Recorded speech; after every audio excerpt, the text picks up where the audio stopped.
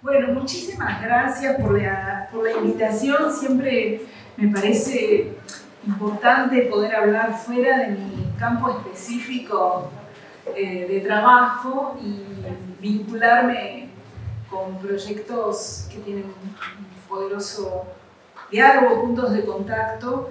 Y sobre todo en este caso, porque estamos como abocados a una lucha común, que es poder ser capaces de generar las herramientas pedagógicas, transformativas, no solo para que las artistas, arquitectas, hacedoras, mujeres sean valorizadas, sino también para que la ciudadanía pueda ejercer el derecho de acceder a otras formas de pensar.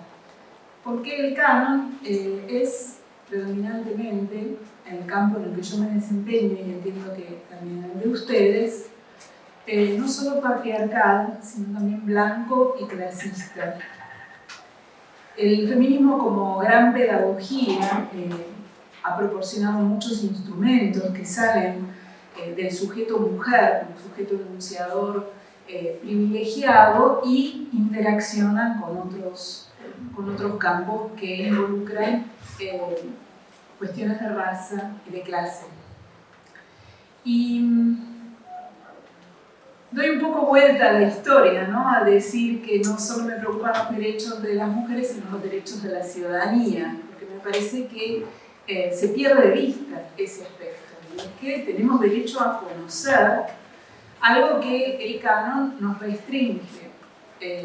Nos restringe porque pone frente a nuestros ojos producciones ya canonizadas, y frente a las cuales no es nuestra tarea cuestionarlas, sino ampliar las perspectivas, ampliar las formas de ver, que son limitaciones que nos han predeterminado. Entonces, bueno, en esa tarea, si bien como soy investigadora y bueno, la escritura y la enseñanza universitaria atrapan mi tiempo de manera muchas veces excluyente, encontré en las exposiciones de arte un instrumento privilegiado para intervenir en la escena pública. Y esta fue una conclusión a la que llegué después de haber sido curadora de la retrospectiva de León Ferrari y tomar conciencia. Probablemente acá hay gente muy joven, pero muchos recordarán en el 2004 en el Centro Cultural Recoleta una exposición que fue clasificada como una blasfemia por quien era el arzobispo de la ciudad de Buenos Aires, Jorge Bergoglio, que hoy es el Papa, lo cual no es un asunto menor, ¿no? Haber sido clasificada como blasfema por el actual Papa. Y creo que él aprendió también de esa experiencia, que me llevó incluso a estar procesada por haber hecho una exposición del artista, quien dirigía el Centro Cultural Recoleta, quien era ministro de Cultura de la Ciudad de Buenos Aires. Todos estuvimos involucrados en una causa penal que afortunadamente, en la que afortunadamente fuimos sobreseídos. Pero bueno, esa exposición me dio la posibilidad de apreciar en carne propia algo que había leído y sobre lo que habían escrito intensamente teóricos como Louis Marin o David Friedberg, en torno al poder de las imágenes. Un poder que tiene mucho de eucarístico, ¿no? Es decir, las imágenes se dotan de un poder que uno puede explicar desde una perspectiva científica a partir de los contextos, sobre todo cuando uno verifica que hay ciertas imágenes que en un contexto no producen nada y en otro contexto explotan, estallan. Pero bueno, también me permitió ver que algo sucedía con las imágenes que no sucedía definitivamente con los textos, ni con mis textos, en los cuales, moviéndome en un ámbito académico o pedagógico, mis textos tenían un área de influencia limitada, mientras que en el espacio de exhibición ese impacto se multiplicaba y alcanzaba escenas que yo nunca había podido imaginar, ¿no? Desde el periodismo, la televisión. Entonces, si bien ya no puedo decir que no soy curadora, porque he curado muchas exposiciones, no me considero como prioritariamente curadora, pero la curaduría me ha permitido alcanzar espacios de transformación que el trabajo académico solo no me hubiese permitido. Y en ese sentido, bueno, después de la experiencia León Ferrari, comencé en el año 2010 a trabajar en una exposición. A ver, acá está mi computadora. Bueno, estos son los 4 proyectos a los que voy a referirme hoy, que son 4 exposiciones, 3 de las cuales transcurrieron en pandemia, y la otra, Mujeres Radicales, Arte Latinoamericano 1960-1985, es un proyecto en el que comencé a trabajar en el año 2010. Y tengo una historia previa, en los años 90, de haber escrito lo que probablemente fueron los primeros textos sobre arte contemporáneo desde una perspectiva de género, que prácticamente no tuvieron área de intervención. Es decir, yo publiqué, presenté conferencias sin tener interlocutores. Era un momento muy temprano, 1993, se estaban formando las áreas de género en todas las universidades, y había trabajos en torno, desde una perspectiva de género, pero sobre todo sobre el siglo XIX. Pero el arte contemporáneo no, es decir, es como que había exposiciones de artistas mujeres, pero la perspectiva de género, que no es lo mismo que trabajar sobre artistas mujeres, no tenía un área de interlocución. El último artículo que publiqué, yo no me consideraba, es decir, ustedes piensan en los años 90, yo me consideraba como una feminista que parecía algo más de los años 80, ¿no? Las perspectivas de género permitían una entrada distinta. Desde esta perspectiva, el último trabajo que escribí fue en el año 2008, y a partir de ahí, en el año 2010, me contacta Cecilia Fajardo Gil, curadora en ese momento y jefe del MOLA, el Museo de Arte Latinoamericano, para hacer una exposición de artistas mujeres. Muy bien, sí, me parecía interesante. Lo que nunca imaginé es que se iba a despertar una objeción tan radical de parte de mis colegas de toda la vida, incluso feministas, diciéndome, bueno, esa perspectiva está pasada, es un discurso viejo. Mis colegas curadores, mujeres, varones, decían, bueno, pero eso ya no es así, ahora las mujeres han sido reconocidas. Bueno, fue tal el nivel de objeciones que realmente puso, yo sentía en riesgo el capital profesional de una carrera ya construida, ¿no? Como si de repente me hubiese vuelto loca, que bueno,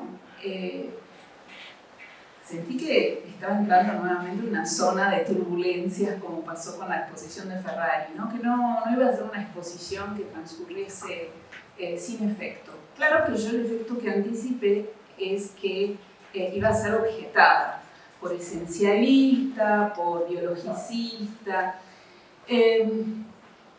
y ahí decidimos con mi colega que íbamos a persistir. Hubiésemos eliminado esta problemática si hubiésemos incorporado un artista varón. Ustedes piensan que 2010 no es lo mismo que 2022, ¿no?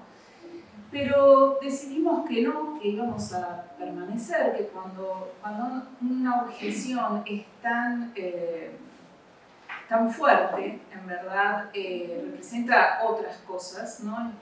Y que lo radical de la exposición iba a ser persistir en ese recorte, que además estaba justificado porque la exposición terminó siendo una exposición histórica, 1960-1985, una exposición que se centró en el concepto de cuerpo político entendido tanto como aquellos cuerpos que habían intervenido en el terreno de la política, como la redistribución de los sentidos que se expresaba a través del cuerpo. En ese sentido, bueno, abordamos las relaciones entre arte y violencia, pero también la profunda resemantización o giro iconográfico que se produce sobre temas que se habían abordado, o temas desde los cuales se había construido también desde el orden de lo simbólico el lugar de las mujeres en la sociedad, ¿no? Entonces, obras que abordaban la maternidad desde una perspectiva crítica y desconstructiva, obras que se involucraban con distintas disciplinas como la sociología, como el psicoanálisis, tanto freudiano como lacaniano, y obras que también, en una perspectiva interseccional, introducían problemas de raza. Entonces, hablando del poder de las imágenes y de cómo los contextos intervienen en la construcción de ese poder, lo que sucedió es que esta exposición, que se inauguró en el Museo Hammer de Los Ángeles, en el contexto de un proyecto financiado por la Fundación Getty, un proyecto que involucró más de 70 exposiciones que inauguraron en Los Ángeles y en la costa oeste, inaugura en 2017 cuando gana las elecciones Donald Trump. Y el discurso misógino instalado en Washington, que provocó la que fue la demostración civil más grande de la historia de los Estados Unidos y que fue dinamitada, digamos, por este discurso y protagonizada por las mujeres en la calle, cambió completamente el contexto de la exposición. Entonces, lo que yo anticipaba, o nosotras anticipábamos que iba a ser un rotundo fracaso y que vamos a estar en el ojo de la tormenta, ¿no?, del discurso teórico y curatorial sofisticado, cutting edge, se convirtió en una exposición, justamente por ser una exposición de artistas mujeres, en una exposición que se entendió como un giro de vanguardia, ¿no?, realmente una exposición transformadora. Voy a compartir con ustedes fotos para que, bueno, como Facultad de Arquitectura seguramente van a valorar lo que fue la extraordinaria dispositivos de montaje, en los que trabajamos con un diseñador arquitecto. Fue una exposición que hizo visible la obra de 117 artistas, que itineró, cruzó del oeste al este, que es un hecho fundamental para una exposición de arte que llegue a la costa este. Se puso en el Brooklyn Museum y luego en la Pinacoteca de Sao Paulo. Y en la Pinacoteca de Sao Paulo, cuando la exposición estaba terminando, sale electo Bolsonaro, y nuevamente misógina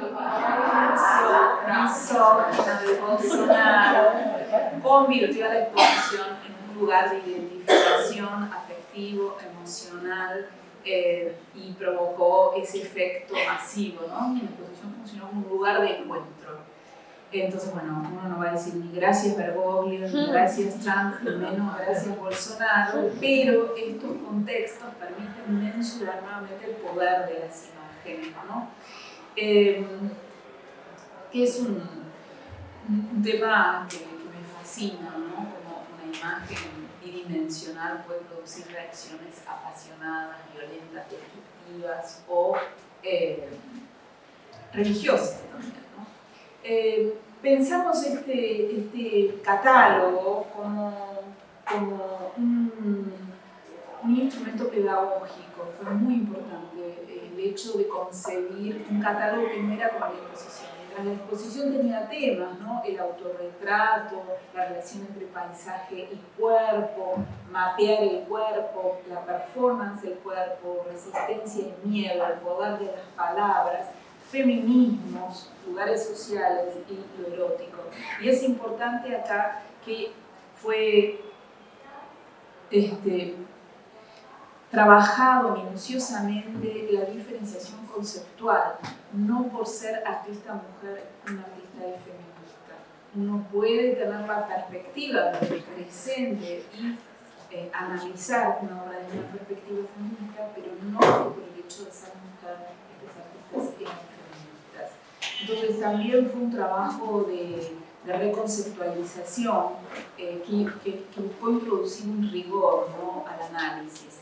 Y al mismo tiempo una historicidad. El catálogo fue concebido con capítulos por país, donde se pidieron investigaciones con mucho trabajo de archivo, pensando que la exposición no era más que la punta de un iceberg, porque muchos fueron los recortes que tuvimos que hacer, pero que era la punta de un iceberg y que también el catálogo iba a abrir un campo de investigación y que por eso el trabajo de archivo, visibilizaban las notas, eran así como un ejercicio de estallido, ¿no? De información que hipotéticamente sería continuado por otras investigaciones, lo que en parte sucedió. Cuando les sigo mostrando imágenes del diseño, por ejemplo, estas son obras como la de Hannah Hammel, que tomaba el tema de la maternidad desde una perspectiva con estos vientres estallados, colgados con ganchos de carnicería, o sea, desconstruía mucho ese lugar idealizado de la maternidad, o formas como esta performance de Mari Bustamante y Mónica Mayer, que travestían la maternidad, la poetizaban, ¿no? La maternidad, tomando un programa de televisión como si fuera un museo de arte moderno. Esto es 1987. O sea, que la exposición, aunque era de mujeres, introducía una perspectiva queer, ¿no? Entonces esto fue un trabajo, también esta obra Performance de Mari Bustamante, aquí es donde se ve la relación con el psicoanálisis freudiano, lacaniano, con los diagramas, también la relación con la naturaleza, que es algo que a partir de Donna Haraway ha tomado un lugar muy especial, ¿no? en todo el debate en torno al antropoceno, al lugar de lo humano, sobre la naturaleza. Y también esta idea de que hay obras que fueron realizadas en otros tiempos que adquieren una actualidad notable, porque estas son obras de los años 70 en gran parte, ¿no? Obras sobre la violencia, sobre la tortura en los regímenes dictatoriales, hasta qué punto existió una tortura dirigida al cuerpo femenino, ¿no? Cuestiones de género en relación con la tortura también, y obras que, si bien no tenían un predominio en relación con la representación de lo afro-latinoamericano, piensen qué paradójico es que en un continente o en un país como Brasil, donde más de la mitad de la población es afrodescendiente, el arte consagrado, el que está en museos de arte latinoamericano, es un 98-99% blanco. Entonces hicimos ahí nuevamente estas estrategias, ¿no? Como uno cambia, así como para mí la exposición, cultural de exposición, es una estrategia de transformación. La artista de la performance, que viene de la música, Victoria Santa Cruz, esto está filmado en los años 70 y es una performance que dura 4 minutos, donde al ritmo del cajón y de la percusión, ella dice que entendió que era distinta y que era negra a los 4 años, es que ya no sabía que era negra y que cuando tomó conciencia trató de aclarar su piel y de estirar su cabello hasta que un día dijo no, y que sí soy negra. Entonces esta performance, que tiene el poder que tiene la performance, ¿no? Que no es solo que sucede, sino que nos transforma. Nosotros como espectadores la colocamos al comienzo de la exposición, nuevamente una estrategia, la exposición como un espacio emocional, no solo conceptual, no solo visual, con lo cual el público que entraba escuchaba esta performance y ya estaba preparado para cambiar completamente todo, ¿no? Otra problemática que introducíamos en esta exposición, que hoy en día está como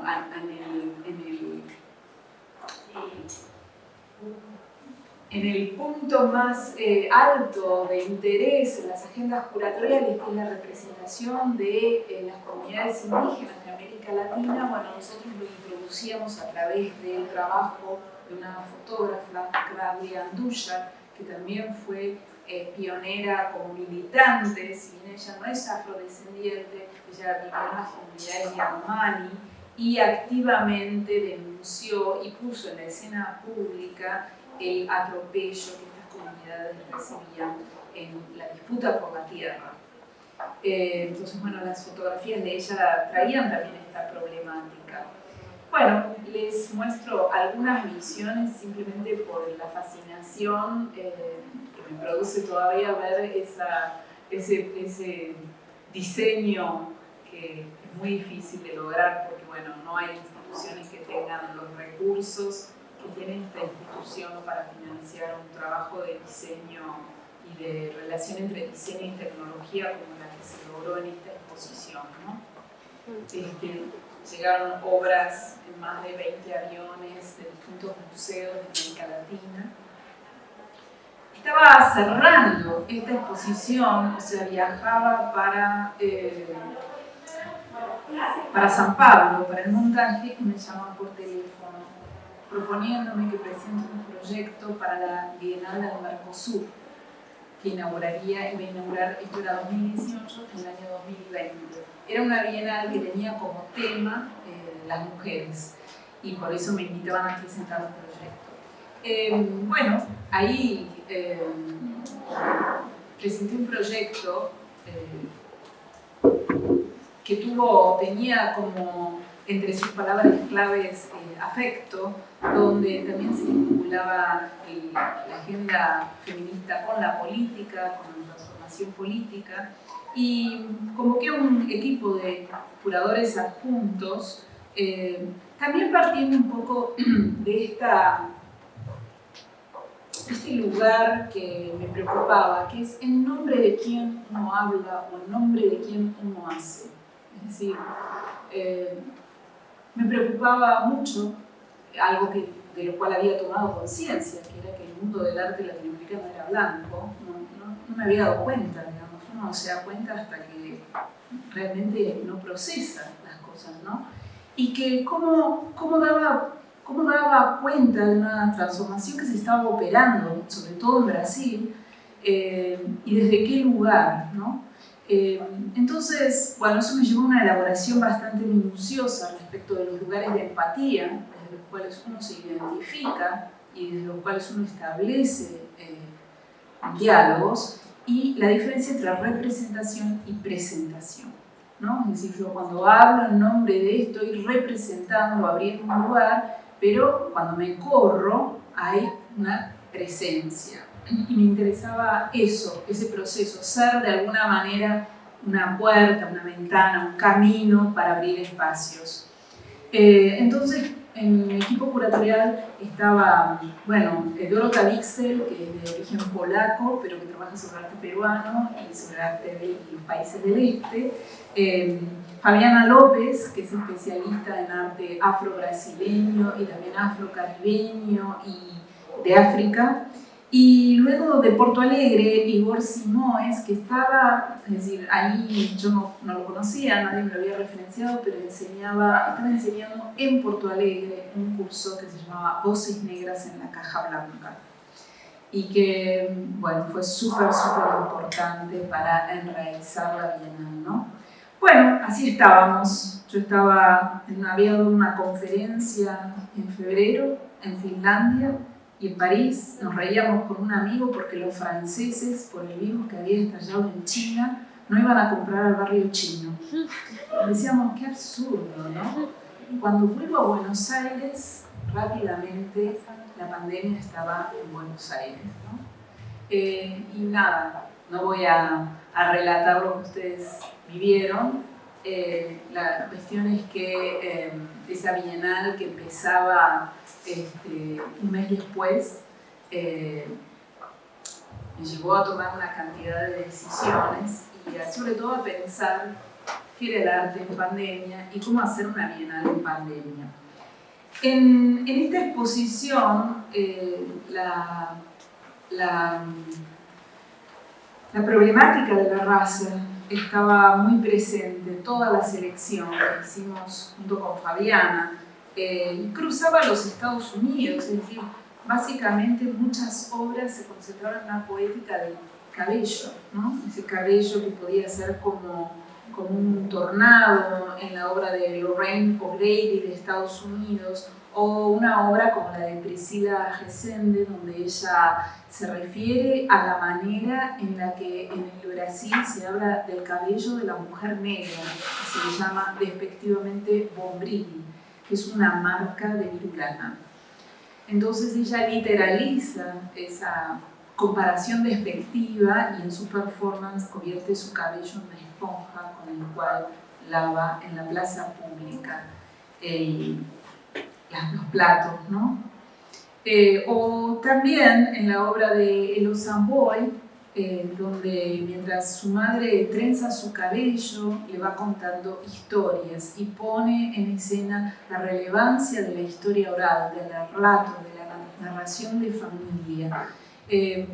Bueno, no puedo entrar aquí en una historia de la esclavitud en Brasil y en el legado de la esclavitud en Brasil, un país que se autorrepresenta desde el cliché de que el racismo existe en Estados Unidos pero no en Brasil, que hay un diálogo interracial en Brasil natural, algo que no es así. Y el hecho de que también a la población afrodescendiente se le dice que los archivos de la esclavitud se quemaron, que realmente se quemaron.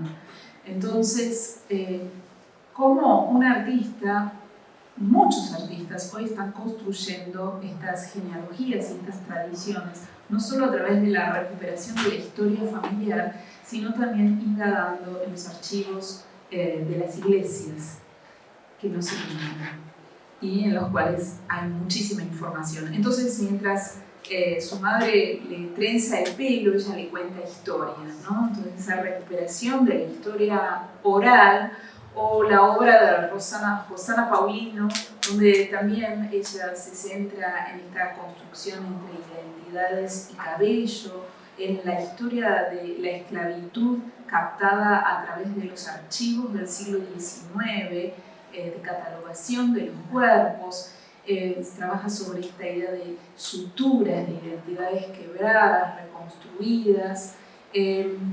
También estaba presente la presencia indígena, que también es un problema difícil de construir desde una perspectiva ética, porque hay artistas que se identifican con pasados indígenas o presentes indígenas, pero que no hablan tampoco en primera persona. Y esto es un proceso muy reciente, ¿no? Hasta qué punto las comunidades indígenas están participando en el mundo del arte como artistas y no como objetos etnográficos o como sujetos etnográficos, los objetos, sus realizaciones y ellos, ¿no?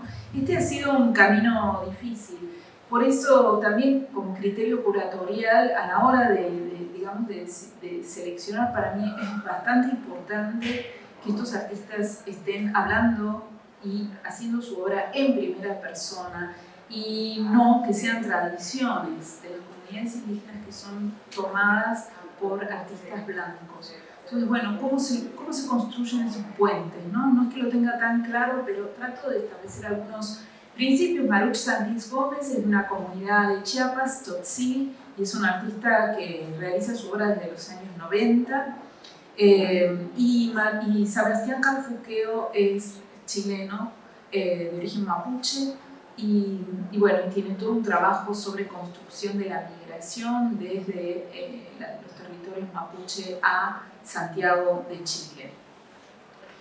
Bueno, entonces eran obras donde selecciones en las que también entraba una agenda feminista, ¿no? Como artistas colectivos como Mujeres Públicas, ¿no? Donde juegan con la palabra queer y la extranjería que involucra la palabra queer, ¿no? Entonces ellos trabajan con estas palabras que se componen, ¿no? Demasiado vieja para ser queer o demasiado gorda o demasiado pobre, con una terminología que proviene también de un sector medio ilustrado, o J. Mombasa, que también a través de sus performances pone en escena su propia identidad no normativa, ¿no? En términos de sexualidad, en términos de construcción del cuerpo, o esta performance de Luzca Astete, ¿no? Haciendo como unos Yves Klein reversos, ¿no? Donde la performance consiste en desnudar su cuerpo no normativo y teñirlo de un color son performances que siempre terminan con la intervención de la policía, y haciéndolo en la ciudad de Concepción, frente al Palacio de Justicia, frente a la Catedral y frente a la Pinacoteca. Es decir que esta performance, esta selección de obras entraba en un terreno ya mucho más claro. Yo les muestro solo algunas, pero eran 70 artistas. La Bienal del Mercosur no es una Bienal Airbnb como Venecia, como San Pablo, que son grandes ciudades donde la gente puede ir para hacer otras cosas. Porto Alegre es una Bienal muy regional, muy anclada en la ciudad de Porto Alegre, y es también una Bienal que transcurre en esta localización, ¿no? Donde toda la teorización en torno a la raza ha tomado como tópico el Atlántico, ¿no? Ese Atlántico negro o ese Atlántico rojo. Es decir, fue uno de los importantes puertos de llegada de esclavos de Brasil. Bueno, ahí estábamos por inaugurar y empieza todo lo que significó la entrada a la ASPO, al aislamiento global. Fue bastante difícil, porque una Bienal requiere una financiación que proviene del Estado y proviene de los capitales privados. Es muy difícil, fue muy difícil decirles: hay que parar, tenemos que parar, ¿no? Porque la idea era: no, seguimos. Bueno, yo no voy a viajar, y tenemos artistas que venían de África, de Bélgica, de Inglaterra, que estaban haciendo parte de la investigación para sus obras en Porto Alegre y que había que sacarlo porque los aeropuertos iban a cerrar. Pero bueno, fue realmente bastante difícil colocarse en el lugar de tomar una decisión, de levantar el teléfono y decirle a una fundación que tiene mucho de corporativa: hay que parar, hay que mandar a los artistas a su casa. Y efectivamente ese fin de semana cerraron todos los aeropuertos, con lo cual se hubieran quedado 6 meses dentro del país. Y otra decisión fue pasar a la Bienal online, a la Bienal digital. Digo, fue una decisión, porque bueno, aquí están las fotos de les artistas, la cantidad de países representados, 25, más de 70 artistas. Y bueno, no sé si se puede ver el teaser. Yo descubrí ahí lo que eran los teasers. Yo no sabía lo que era un teaser. Bueno, no vamos a ver el teaser. Pero lo que fue fundamental es que estábamos todos aislados. Tomé la decisión de pasar a un formato digital. Eso no fue fácil, porque los apoyos económicos se vuelven efectivos por contrato en función de la exposición, o sea, de la presencia física de las obras. Entonces fue una hazaña, casi le diría, convencer a la fundación de que los recursos, en lugar de materializarse en la exposición, se van a materializar en el website. Fue, por otra parte, una responsabilidad hacia los equipos de trabajo, porque mientras todo esto sucedía, la primera decisión de los museos corporativos, como el Museo de Arte Moderno de Nueva York o el Metropolitan Museum, fue suspender todos los programas públicos y todos los contratados. 40% del personal aproximadamente quedó sin trabajo. Bueno, dentro del equipo curatorial, que por supuesto eran los cuatro revolucionarios, teníamos encuentros para convencernos de algo en lo que teníamos razón, y era que el planeta extenuado, los virus y demás, no eran más que consecuencias de la exacerbación del capitalismo internacional, del extractivismo, algo que si en pandemia pensamos que la humanidad tenía una oportunidad, lamento encontrarnos en el escepticismo del presente, donde bueno, muchas cosas podrán transformarse, pero las guerras y lo que estamos viviendo en términos políticos a nivel global desanima toda esperanza. Pero bueno, nosotros dentro del equipo curatorial tuvimos bastante conflicto porque estaba la posición más radical, hay que parar y no hacer más nada.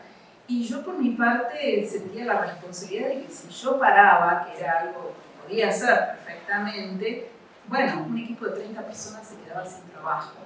Entonces ahí también, ¿qué era curar? Curar es cuidar. Entonces, bueno, en lo que podía parecer una política casi de derecha, seguir con la Bienal, para mí había una política de resistencia en ese sentido, ¿no? Y de cuidado. Puedo hoy decir que los 70 artistas, aun cuando no presentaron la obra, pero que estuvieron en la Bienal Digital, cobraron el fee. Y el equipo de trabajo no solo se ocupó, sino que incluyó nuevos participantes. En ese panorama, yo no había estado en contacto con todos los artistas porque había otros curadores. Y ante la dificultad dentro del equipo curatorial de llegar a un acuerdo, y bueno, yo soy la curadora en jefe, voy a escribir una carta a todos los artistas y mandé esa carta diciendo, bueno, que quería saber cómo estaban. Esto fue 10 días después de que todo el nuevo escenario se desató. Quería saber cómo estaban. Las respuestas fueron tan emotivas y tan como dando cuenta de una necesidad de comunicarse, ¿no?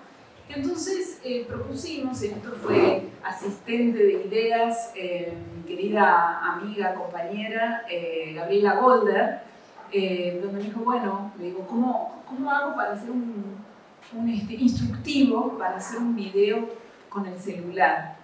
Y ella, bueno, me dio como las pautas. Entonces les propusimos eso, grabarse a sí mismos con el celular. Ese era el teaser que les quería mostrar, pero que está en el sitio de la Bienal, que todavía es accesible online con todos los videos, donde básicamente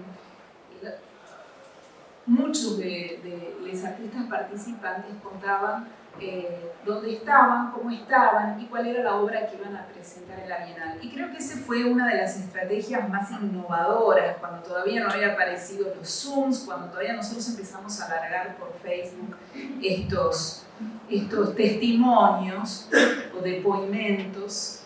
Y también la otra decisión fue hacer todas las publicaciones online, desde el jornal hasta un seminario internacional con la participación de 50 ponencias de investigadores internacionales y el catálogo de la Bienal que están completos, accesibles online. Así como los planos del arquitecta, porque ustedes piensan que esto estaba todo diseñado, listo para ser montado en 15 días, entonces los planos que permiten reconstruir dónde estaban las obras, ¿no? La Bienal tenía un número femenino, visualidades, acciones y efectos. Nosotros usamos, fue muy debatido el tema de cómo era la participación, ¿no? Es decir, no trabajar con porcentajes. La prensa enseguida te preguntaba cuántos hombres, cuántas mujeres, cuántas indígenas, cuántos negros, ¿viste? Enseguida nosotros decidimos seguir conceptos de Denise Ferreira da Silva, que habla de la participación en la sociedad desde el concepto de diferencia, entendida como multiplicidad y no como separación. Por eso resistíamos también la foto, que finalmente pusimos la foto de los artistas, porque al no existir la posibilidad del encuentro, la pusimos, ¿no?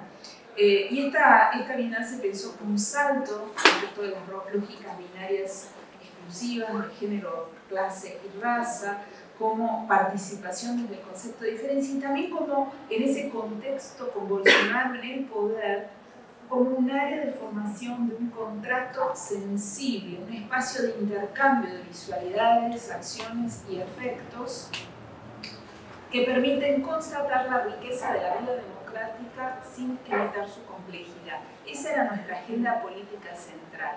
En el contexto de la pandemia se direccionó hacia la palabra afectos, que tomó la centralidad, ¿no? Bueno, el programa tuvo un proyecto educativo que con las aulas en Zoom alcanzó 1.600 docentes del área de Rio Grande do Sul, donde se elaboraron en forma conjunta las actividades educativas para ser usadas en las aulas virtuales, ¿no?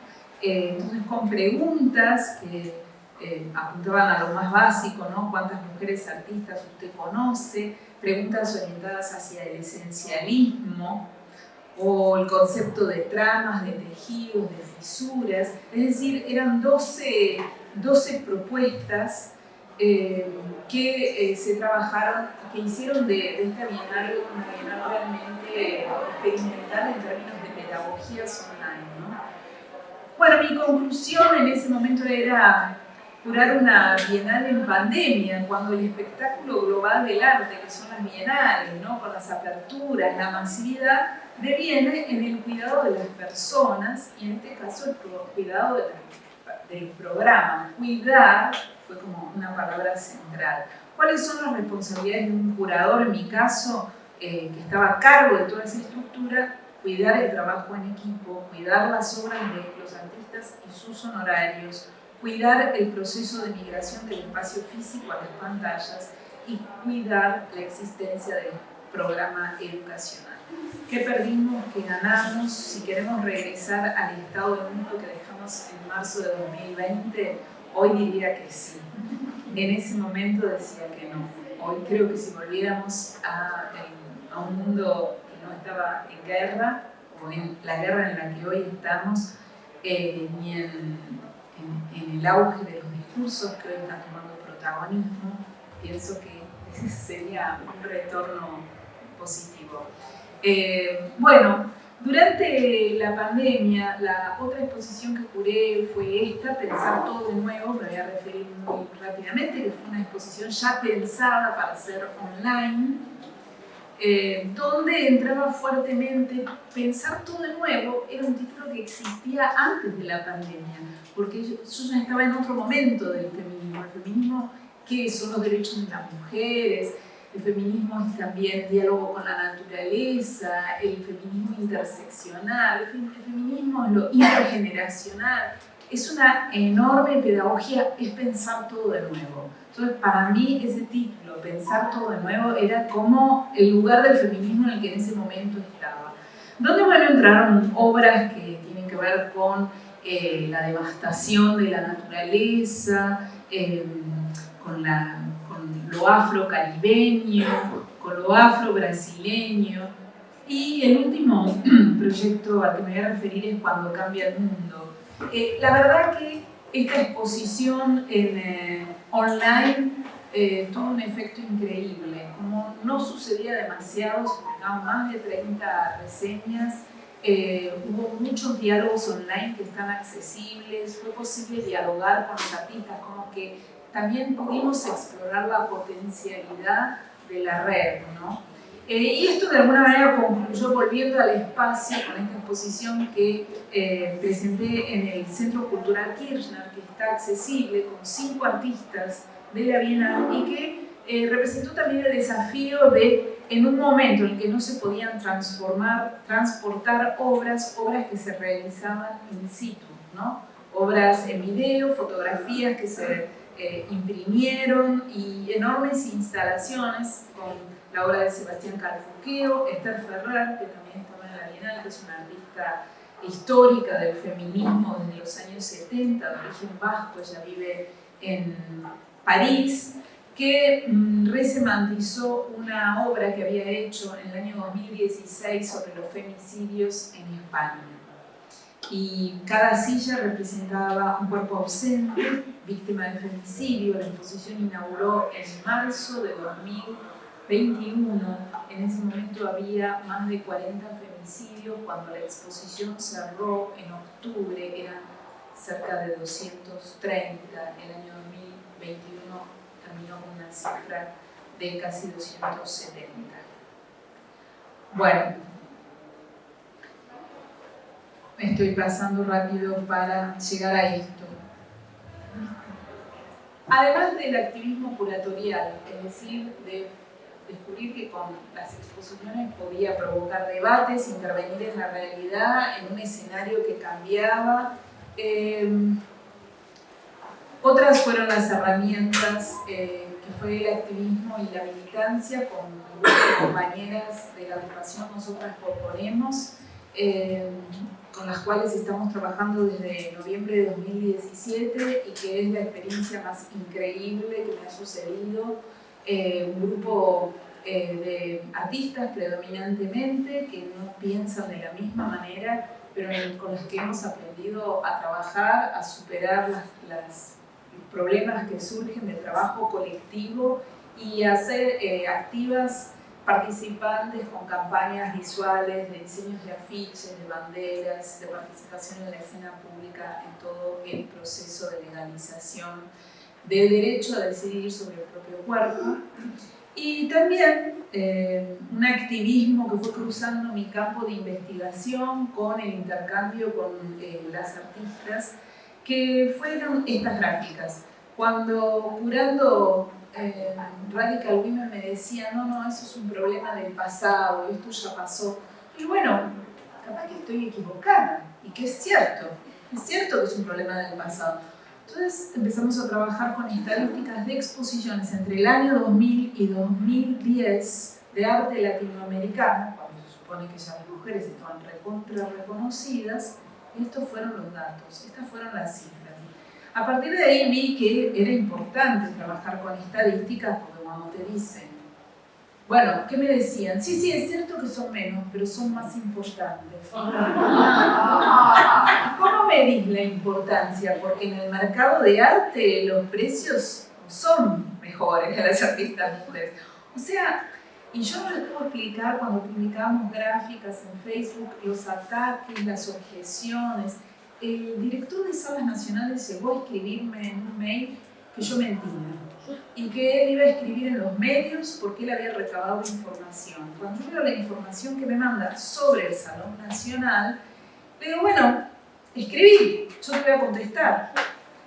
¿Por qué? Porque nosotros, en la investigación que realizamos con Belén Colucho, que en ese momento era estudiante, ahora es graduada, curadora, hicimos un análisis del Salón Nacional desde el año 1911, cuando fue fundado, hasta 2015-2016. Tomando la pintura, en 2015 el Gran Premio de Honor lo habían ganado 4 mujeres y 91 varones. ¿Por qué era importante esto? Porque el Gran Premio de Honor es una de las únicas formas en las que un artista puede jubilarse como artista. Nosotros siempre vinculamos el tema del trabajo, ¿no? El derecho laboral. Entonces, bueno, esto cambió, no cambió. Estas eran gráficas entre 2013 y 2015. Hicimos todo un trabajo de gráficas. Incluso 2017, cuando ya se supone que todo estaba mucho más transformado, seguía habiendo disparidad a la hora de la premiación con el Gran Premio Adquisición. ¿Este es un problema argentino? No es un problema argentino. La investigadora Maura Reilly hizo un trabajo también de estadísticas sobre exposiciones. Estas son las instituciones en los Estados Unidos: MoMA, Whitney Museum, Guggenheim, MoCA y LACMA. En porcentajes de exhibiciones individuales en estas instituciones entre el 2007 y 2014. Bueno, además está decir que la barra más alta representa las exhibiciones individuales de artistas varones. Lo mismo pasa en las instituciones de Francia y de Alemania, ¿no? El Centre Pompidou, el Chateau, el Reina Sofía, incluso el Reina Sofía, que ni siquiera cumple la ley, porque en el año 2007 fue sancionada una ley en España que recomienda la observación de criterios de paridad de género. Este es un estudio que hizo Cristina Noula de la Universidad Complutense de Madrid, donde analiza la presencia de artistas, los porcentajes de géneros antes y después de la ley de igualdad, ¿no? La primera gráfica es antes y la segunda es después. Es decir, que el museo no movió ni un gramo, al revés, hay mayor representación de varones. Y usan estrategias como que quieren hacer pasar como exhibición colocar una pieza única en una sala de una artista mujer. O sea que Y este es un problema, como decía Linda Nochlin en 1971, cuando ella publica ese ensayo pionero, ¿por qué no ha habido grandes mujeres artistas? Y finalmente ella llega a la conclusión de que en verdad no ha habido grandes mujeres artistas porque ellas no accedieron a la educación. Hoy en día, estos son datos de la UNA sobre estudiantes, porcentajes de mujeres y de varones, ¿no? De docentes. Estudiantes 71%, varones 28%, docentes 54% mujeres, por ciento es 45% varones. Pero después cuando vamos subiendo hacia los rangos directivos, los porcentajes empiezan a cambiar. Por ejemplo, en folclore, ¿no? Por ejemplo, en autoridades de formación docente. Y cuando pasamos al campo del arte, ese porcentaje se invierte, pasa a ser el 70% de varones y el 30% de mujeres. Es decir, que tenemos que preguntarnos hasta qué punto las instituciones artísticas no forman a las mujeres para el fracaso. Si estos porcentajes de estudiantes no se traducen al campo de la consagración. En el año 2018, el Museo Nacional de Bellas Artes, que pueden ir a visitarlo y hacer el ejercicio de contar cuántas obras de artistas mujeres hay colgadas, tomó la iniciativa, que nosotros proponemos, de oscurecer todas las salas de la colección permanente, apagar las luces y encenderlas solo sobre la obra de las artistas mujeres. Así se veía el museo, casi a oscuras. A tal punto que en una de las salas tuvieron que poner una obra de una artista mujer porque no se veía nada. Hay que reconocer que el museo fue muy, digamos, corajudo en poner su patrimonio en riesgo todos los días durante media hora donde se llevaba adelante esta performance. Sin embargo, no como para cambiar el montaje de la colección permanente, que sigue igual. Sigue igual. O sea, lo que cambia, lo que no cambia. Bueno, esta es una historia optimista. En el año 2018, desde nosotros proponemos, buscamos una interlocución directa con el Ministerio de Cultura, todavía era el Ministerio, creo, y dijimos que esto era un escándalo. Y nos dijeron, pásennos el artículo, ¿cómo quieren que esté? Y ese fue el artículo. En el Salón Nacional de Artes Visuales se respetará la participación igualitaria en cuanto a género, tanto en la elección de los jurados y la selección y la premiación de las obras como en la nominación y otorgamiento de los premios nacionales a la trayectoria artística. Y fue un artículo en un reglamento lo que forzó a hacer el ejercicio de mirar más. Cuando en el Congreso de la Nación se presentó un proyecto de ley de un observatorio de la cultura, Claudia Piñeiro, que era parte, éramos 5 o 6 personas representantes de distintas áreas en las que hablábamos de la desigualdad, Claudia dijo que bueno, que ella no defendía el cupo. Yo dije sí, yo sí defiendo el cupo. ¿Por qué? No es un objetivo el cupo, es una simple estrategia. Precisamos instrumentos que nos propongan el ejercicio de ver lo que no vemos, no solo por la justicia, si esas mujeres, artistas o hacedoras en cualquier campo de la cultura, sino también como ciudadanía. Tenemos derecho a conocer más y no a conocer siempre los 5 mismos nombres. En el año 2020-2021 el reglamento cambió y dice que se va a respetar la participación igualitaria en cuanto a género, un mínimo de 30 personas que no residan en la capital, tanto en la elección de los integrantes del jurado, como en la selección y premiación de obras, como en la nominación y otorgamiento de los premios, ¿no? Se introdujo un debate muy fuerte porque los participantes tenían derecho a no identificarse a través de la clasificación administrativa en varones y mujeres.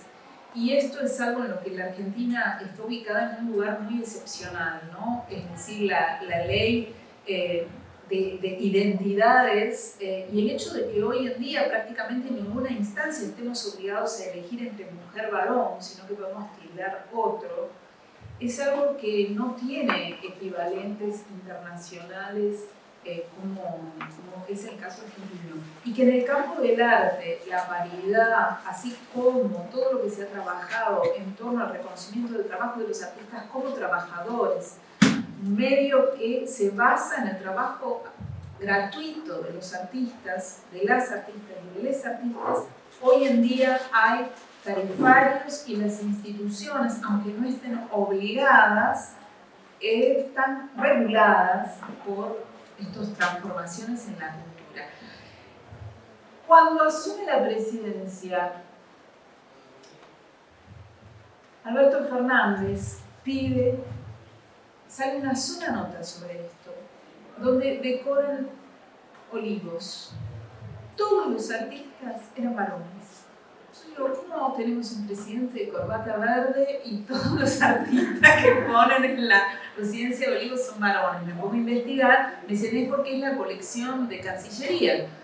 Busco la colección de Cancillería. Y bueno, eran 70 y pico de obras, había 12 de artistas mujeres. No, están prestadas, no están. Y bueno, ¿y qué van a hacer? Hagan algo.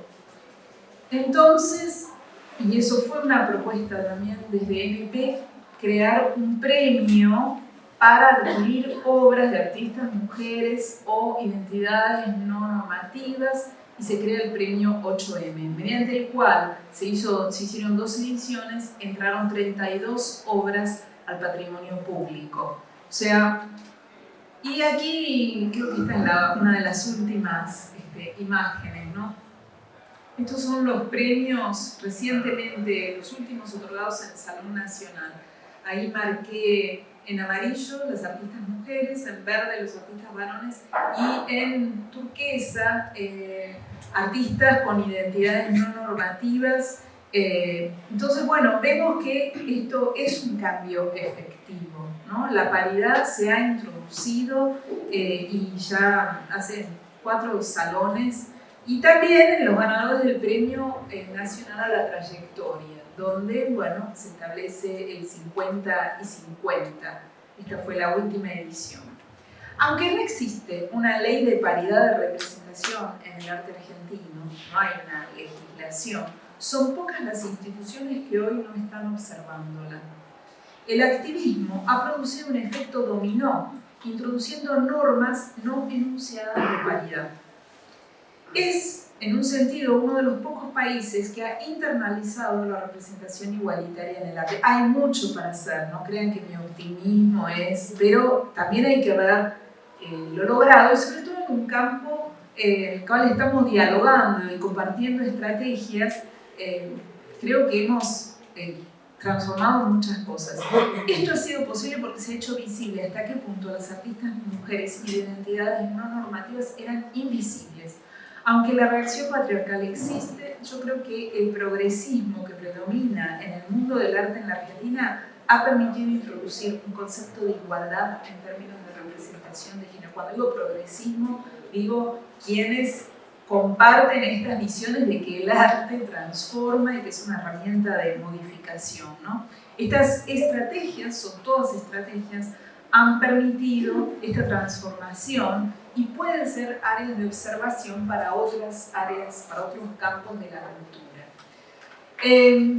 Bueno, este es mi caudal de experiencias que quería hoy compartir con ustedes. Muchísimas gracias.